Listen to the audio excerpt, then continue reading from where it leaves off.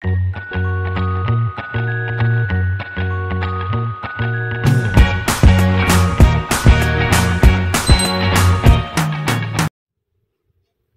Everybody, welcome back to the channel. অনেকদিন পরে একটা চ্যানেলে নতুন ভিডিও আপলোড করার জন্য চলে এসেছি। এই ভিডিওটা আমার জন্য আর আমার ফ্যামিলির জন্য প্রচণ্ড প্রেশিয়াস একটা ভিডিও, মানে সব মোমেন্টসগুলো আমি ক্যাপচার করার চেষ্টা করেছি অ্যান্ড এগুলোকে আজকে আপলোড করব, যাতে ইন ফিউচার আমরা এগুলোকে দেখে আবার ওই মোমেন্টসগুলোকে রিলিজ করতে পারি।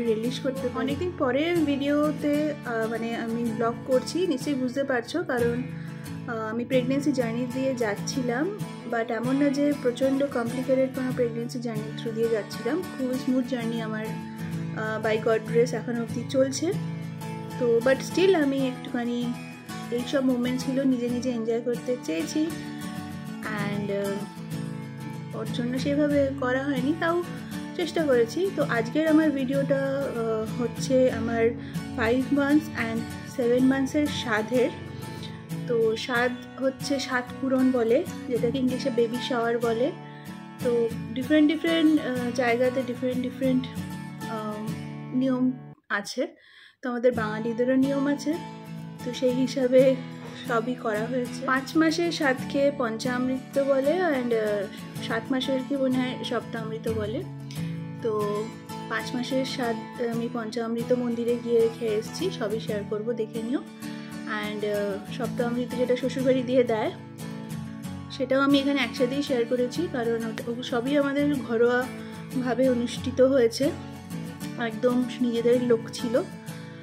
তো সেরকম বিরাট কোনো আয়োজন হয়নি এই দুটো অনুষ্ঠানে। তো যাই হোক, তো বাড়ির অনুষ্ঠানে একদম ছোট করে যেটা হয়, তো সেই হিসাবে বিরাট বড় ভিডিও তোলা হয়নি। তো আমি ক্লিপিংস কিছু তুলে রেখেছিলাম, সেইগুলোই একটা করে জুড়িয়ে ভিডিওটা। পঞ্চামৃত আমি ছিলাম, আমার বাবা ছিল, হাজব্যান্ড ছিল, মা ছিল, অ্যান্ড সপ্তামৃত তো বাবা মা, হাজব্যান্ড, শ্বশুর অ্যান্ড শাশুড়ি ছিলেন। তো এরমভাবেই কেটে গেছে। চলো বেশি কথা না বাড়িয়ে আমার হ্যাপি মোমেন্টসগুলোকে আমি এখন তোমাদের সবার সাথে শেয়ার করব। অ্যান্ড অবভিয়াসলি আমাদের জন্য যথেষ্ট একটা প্রেশিয়াস মোমেন্টস, যেগুলোকে আমরা ক্যাপচার করে রেখেছি, ইন ফিউচারে দেখব, যে আসছে তাকেও দেখাবো। তো আশা করি ব্লগ ভালো লাগবে। তো চলো শুরু করা যাক। এটা পঞ্চামৃতর আমার আউটফিট অফ দ্য ডে ছিল, ইনিশিয়াল সকালবেলার মন্দিরে যাওয়ার জন্য।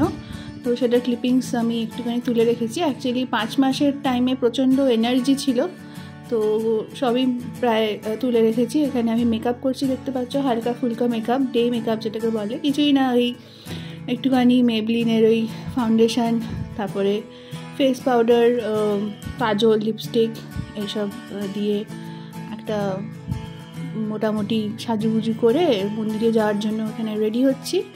তো সেসবই তোমাদের সাথে শেয়ার করছি, কারণ ওই টাইমে প্রচণ্ড আমার এনার্জি ছিল সব কিছুতে, বাট আস্তে আস্তে এনার্জিটা একদম ফুস হয়ে যাচ্ছে, চলে যাচ্ছে। তো হ্যাঁ, আইশ্যাডো ফ্যাডোও লাগিয়েছিলাম। যাই হোক, ফটো তুলবো বলে কথা। তো এরকম করে আমি সকালবেলা মন্দিরে যাওয়ার আগে নতুন জামা কাপড় পরে সাজুগুজু করে পুরো রেডি হয়ে গেছি। তো কেমন লাগছে বলো আমাকে, জানিও। তো এটা ছিল আমার ফাইনাল মন্দিরে যাওয়ার লুক।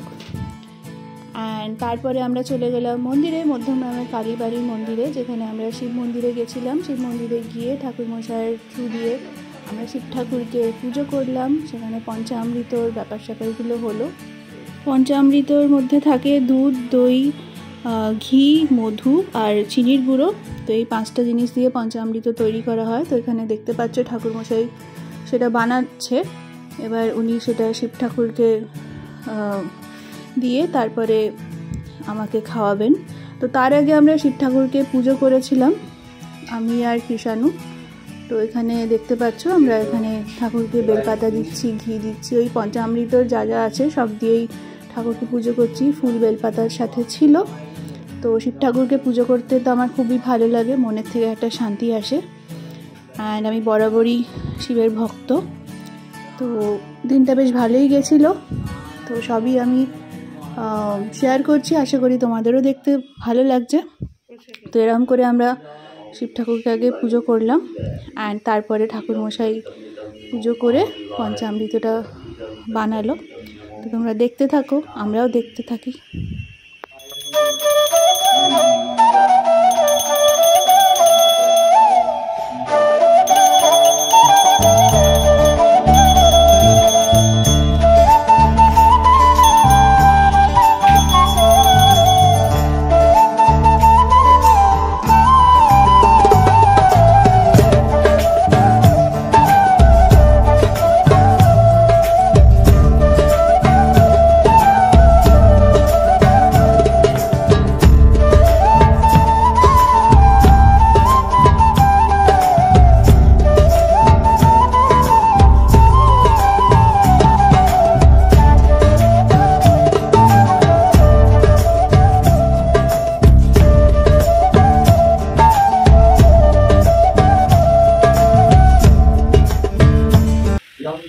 এরপরে আমার মাও শিব ঠাকুরকে একটু পুজো করলো, সেটারও ক্লিপিংস আমি শেয়ার করছি, দেখতে পাচ্ছ।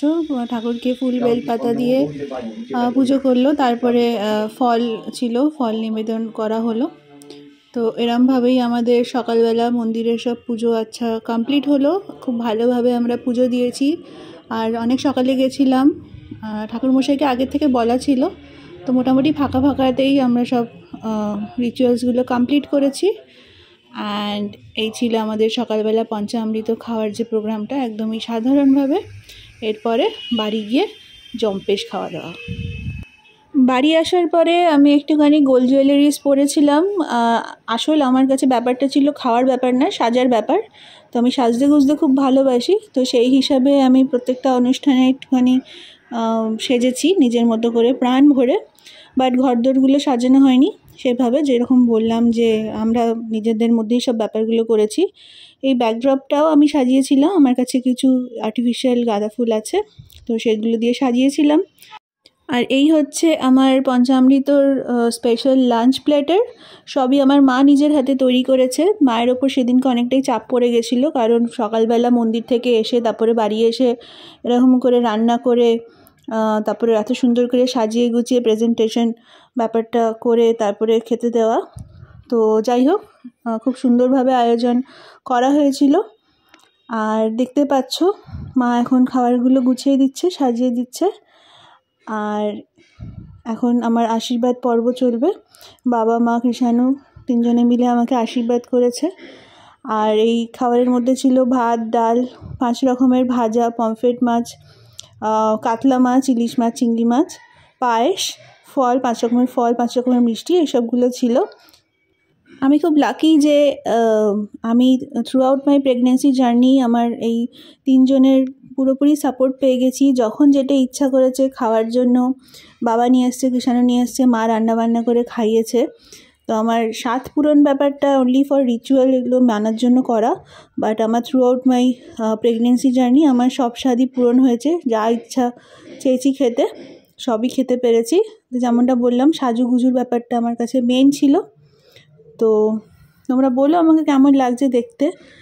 তো এখন আমি খেতে বসছি। আর প্রত্যেক কটা রান্না একদম মানে টপ ক্লাস হয়েছিল, মায়ের হাতে রান্না বলে কথা। তো এরমভাবে আমার পঞ্চামৃত হলো, এরমভাবে আমাদের সব রিচুয়ালসগুলো কমপ্লিট হলো। সবাই মিলে খুবই এনজয় করেছি। আর আশা করি তোমরাও ভিডিওটা দেখে এনজয় করেছো। তো এরপরে আমি আমার 7 মাসের স্বাদটা তোমাদের সাথে শেয়ার করছি। ব্লগটা পুরো দেখতে থাকো, ভালো লাগলে লাইক আর কমেন্ট করো, পারলে একটা সাবস্ক্রাইব করে দিও।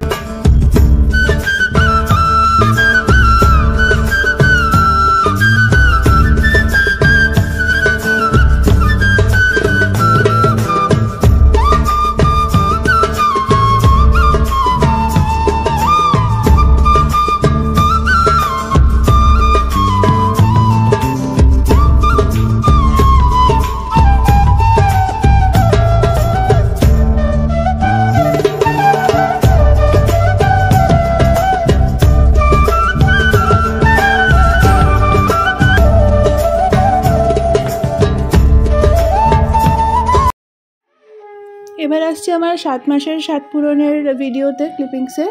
তো এখানে আমার শ্বশুরমশাই আমাকে আশীর্বাদ করছেন। ওনারা আমাদের বাড়িতে এসেই করেছেন, কারণ ওনাদের বাড়িতে মানে ওই সোদপুরের রাস্তাতে কাজ হচ্ছে আর প্রচণ্ড রাস্তা খারাপ বলে আমার যাওয়া হয়নি, ওখানে জার্কিং হবে গাড়িতে গেলে। তো ওনারা এসে আমাকে আমার সাথ দিয়ে গেছেন। তো এখন আমার শ্বশুরমশাই এখানে আশীর্বাদ করছে। এর আগের ভিডিও সেরকমভাবে তোলা হয়নি। তো যাই হোক, এরকমভাবে আমি সেজেছিলাম, একটা হলুদ আর পিঙ্ক কম্বিনেশনের শাড়ি পরেছিলাম, গোল্ড জুয়েলারিস, আর চুলটা বেঁধেছিলাম। এই ছিল আমার look of the day for সপ্তাহামৃত। তো তোমরা জানিও আমাকে কেমন লাগছে। তো এখানে আমার আশীর্বাদ পর্ব চলছে। প্রথমে শ্বশুরমশাই করলেন, তারপরে শাশুড়ি মা এসে আশীর্বাদ করলেন। তো সেটাও ছোট করে ক্লিপিংস তোলা হয়েছে। আসলে আশীর্বাদ পর্বর ক্লিপিংসগুলোই তোলা হয়েছে, বাদবাকিগুলো সেভাবে তোলা হয়নি, কারণ যেরকম বললাম যে আমাদের সবই ঘরোয়া অনুষ্ঠান, তো সবার সাথে কথা বলতে বলতে সেভাবে ভিডিও তোলা হয়নি। তো এরপরে আমার মা আশীর্বাদ করছে, আর এখানে স্টিল ফটো তুলছে বলে এমনভাবে স্টিলের দিকে তাকিয়ে আছি, মানে ক্যামেরার দিকে তাকিয়ে আছি। তো এরকম প্রদীপের তাপ আমার মাথায় দিয়ে দিল, আমার বুকে পেটে সব দিয়ে দিল, যে আসছে তার তাকেও দিয়ে দিল আমার মা। তো এইভাবেও আশীর্বাদ চলছে। তারপরে বাবা করলো আশীর্বাদ, অ্যান্ড তারপরে লাস্টে কিষাণীও আশীর্বাদ করলো। তো এইভাবে পরপর আশীর্বাদ পর্ব আমার শুরু হলো। 7 মান্থস বেবি শাওয়ারের যে ব্যাকড্রপ ডিজাইনটা, ওটা আমি নিজের হাতেই বানিয়েছি। পিঙ্ক কালার আর ব্লু কালারের আর্ট পেপার কাটিং করে আমি নিজেই বানিয়েছি, কারণ আমার এগুলো করতে ভালো লাগে, আর্ট অ্যান্ড ক্রাফটস করতে বেশ ভালোই লাগে, মজা লাগে। আর বেকার খরচা করে কী লাভ, যখন আমি পারি, আমাকে গড দিয়েছে এই সবগুলো, আর নিজের হাতে এরকম করে সাজানোর একটা মজাই আলাদা। তো সেইভাবে আমি সাজিয়েছি। তো তোমরা বলো কেমন লাগছে ব্যাকড্রপটা।